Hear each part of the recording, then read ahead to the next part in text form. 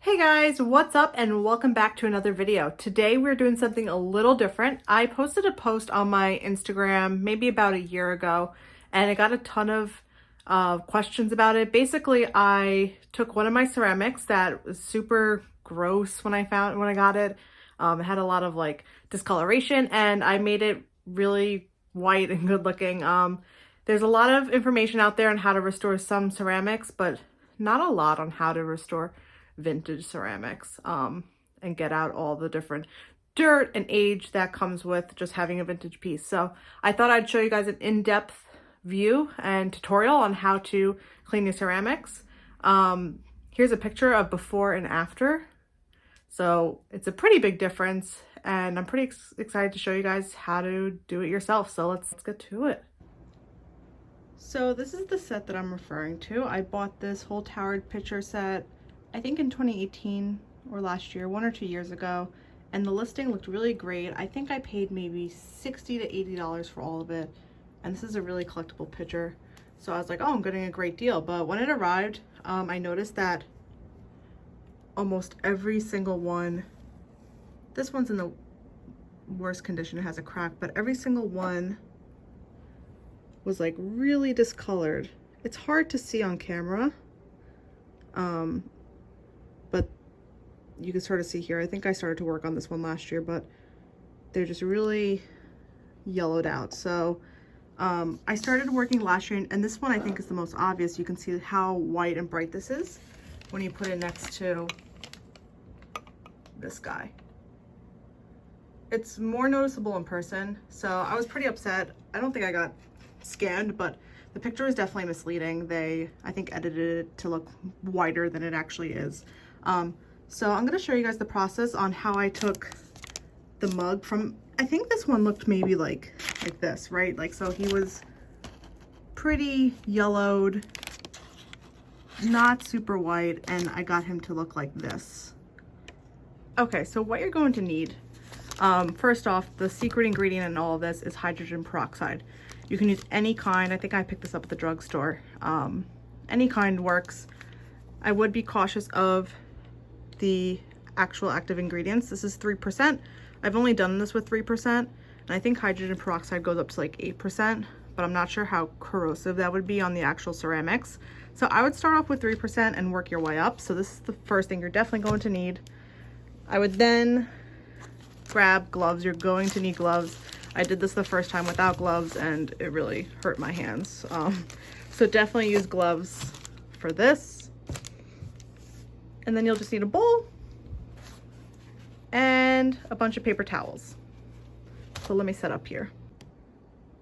Okay, I got everything set up. I have my hydrogen peroxide in this bowl. I think I'm gonna try to do this, the pitcher, and we're gonna run a bit of a test. When I did this last year, I was like really impatient and took off everything and then would sneak peeks, but I wanna see how long really the stuff needs to sit. I let it sit anywhere from 20 to 40 minutes, but because this is such a big surface, we're gonna test this and see what actually is the best. So I like to rip up some paper towels to have. And then to start, all you have to do, it's so easy. I take the little strips of paper towel, dunk them into your peroxide, like make sure they're completely soaked. Then I squeeze it out a little bit, but not too much, just enough so that it's not gonna drip everywhere, but it's gotta hold a pretty good amount. And then unfold it a little bit, and all you do is place it on your ceramic. So I'm gonna split this back. See, it's starting to drip already, so that's fine as long as it doesn't get onto that red area. So I just make sure to clean up everything and make sure, see here, I'm a little concerned that it's going to be dripping onto the front of the face. So just make sure nothing's dripping onto those hand-painted areas. Okay. And what's really important here, I've noticed too, is that you want the paper towel to be flat up against the ceramic. You don't want any like air pockets or bubbles. You need the peroxide to be sitting right up against the ceramic. So I'm gonna do that side, and then I'm gonna dip this for the other side. And I'm gonna set a timer for, let's do 40 minutes on this one. Or maybe we'll do 30 minutes and an hour. Okay, so let's try that. We'll do 30 minutes on this side and then an hour on this side. And then halfway between both of those times, so in 15 minutes, I'm gonna re-wet this a little bit, make sure it's not drying out, and then in a half an hour, I'm gonna re-wet this a little bit if it needs to be. But let's see how this works. Alexa, how much time on the timer? You have 17 minutes left on your 30-minute timer. Okay, we have 17 minutes left. And look at already. Can you see that difference? That white border that's starting to form along the paper towel. It's definitely working. And I've done repeat areas, so it's not gonna hurt to have to go back in the middle and repeat this process. All right, let's be patient and wait. Okay, I was too impatient. I saw that it's starting to really like come off now, so I stopped the timer at exactly 20 minutes, and we're gonna take a look at the left side, see how it is, and then leave the right on for another 20 minutes. Janine, are you gonna watch? Mm-hmm. Okay, I'm excited. It's already starting to come off. So, oh my god. here's the reveal. Ready? Wow.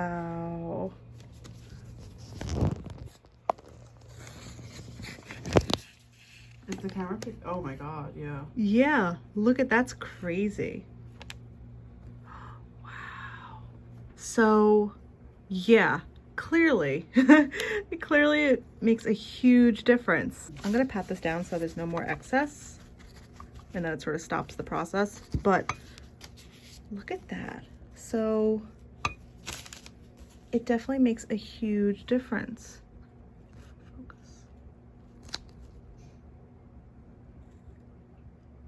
And if it focuses,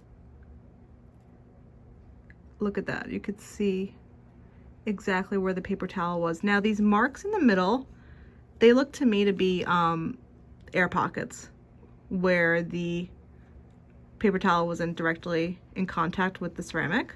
So I'm gonna put a piece down right back on that, and it should lift it. On some of the pieces, there are some areas that are really stubborn to get out, but I don't think this is the case. I think it's just that there are some air pockets. Wow, look at that. What do you think? Look at that. That's incredible. Isn't that crazy? Mm-hmm. So I'm very excited. I'm gonna recover these areas and then we'll see how this side does in 20 minutes. Okay, it's been a half an hour and I realized like 2 minutes ago that I sort of ruined the experiment by placing this other piece of paper towel over a spot that we had already cleaned, but oh well.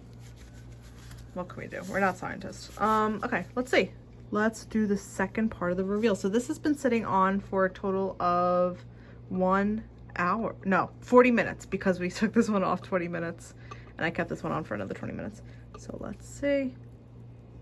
Wow. And look, there's like no residue or dirt or anything on the paper towel. So I don't know where this stuff goes. It's like magic. Okay, and then I'll take this little piece off. And yeah, look, that came off a little even more. So let's take a closer look. So there we have it. I don't know if... Wow, take a look inside. Oh yeah, it's really gross. Look how dirty it is, or yellow it is on the bottom. But look at the difference. I don't know if I see a major difference from the right side. I can see something. Versus the left? You can? Yeah, a little bit. Maybe from where you're sitting, from far away. But yeah, this obviously really works really well. Here's a spot right here that we put a paper towel over again, and it was only on for like 10 minutes right there, so I think it'll come completely off if I let it sit for like 40 minutes. I'm just zooming really close, like you can sort of see that the dirt seeps into like each little square of the crazing. You can see on the inside where you had placed the paper towel peroxide. I think you should try wiping that, see how it's darker. Oh, wait, did it seep through the other side? It might have. I think you should put a paper towel in there and see if you can pull that out, you know what I mean? Whoa, oh, like wipe it out? Yeah. I didn't even notice that. Okay, let's see. Hold on. Okay, so there it is on the inside. Let's see if it like comes off. I don't think it...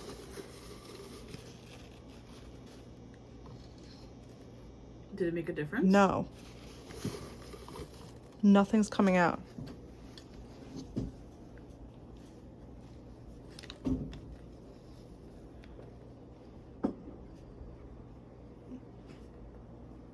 That's bizarre. I wonder if I did it on the inside, what would happen?